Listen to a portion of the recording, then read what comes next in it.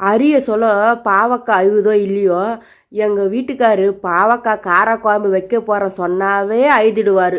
அந்த அளவுக்கு பாவக்காய் மேலே வெறுப்பு. எங்கள் வீட்டுக்காருக்கு பாவக்காய் பிடிக்காது. ஆனால் எனக்கு ரொம்ப பாவக்காய் பிடிக்குங்க. பாவக்காய் சிறுவு அஞ்சுக்கணும், அதில் இருக்கிற விதெல்லாம் எடுத்துனங்க. அதுக்கப்புறம் எண்ணெய் ஊற்றி கடுகு போட்டு வெங்காயம் சிறுவு அஞ்சு வச்ச வெங்காயத்தை நல்லா செவ்வர விதக்கணுங்க. அதுக்கப்புறம் புளி கொஞ்சம் ஊற வச்சுக்கோங்க. அதுக்கப்புறம் பூண்டு நெசுக்கி போட்டு தக்காளி நல்லா போட்டு நல்லா கருவேப்பிலை போட்டு நல்லா சுண்டை விதைக்கி எடுத்துடுங்க. அதுக்கப்புறம் அரிஞ்சு வச்ச பாவக்காவை நல்லா அலசி நல்லா பாவக்காயை போட்டு நல்லா விதக்குன்னு விதக்கி துவவி எடுத்து அப்போவே உப்பு மிளகாத்தூள் போடக்கூடாதுங்க. கொஞ்சம் நல்லா வேவட்டங்க அடுப்பில். அப்போ தாங்க பாவக்காய் சட்டுன்னு வேவும், கசப்பு தரம்லாம் போவோங்க.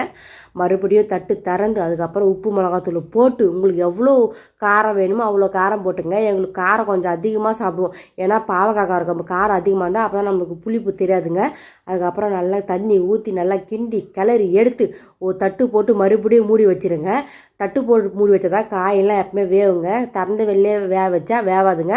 மறுபடியும் தட்டு திறந்து பார்த்தா பாவக்காய்லாம் நல்லா சுண்டி வெந்துச்சிங்க. அதுக்கப்புறம் புளி கரைச்சி ஊற்றி மறுபடியும் நல்லா கொதிக்க வைக்கணுங்க. புளி கரைச்சியில் ஊற்றினா புளி வாசனை அப்பவே இறக்கிட்டா வாசனை அதிகமாக இருக்கும். நல்லா ஒரு 10 நிமிஷம் நல்லா புளி வாசனைலாம் போயிட்டு கொதிக்க வச்சு இறக்குனா சுவையான பாவக்காய் காரக்குழம்பு ரெடி. வாங்க சாப்பிடலாம்.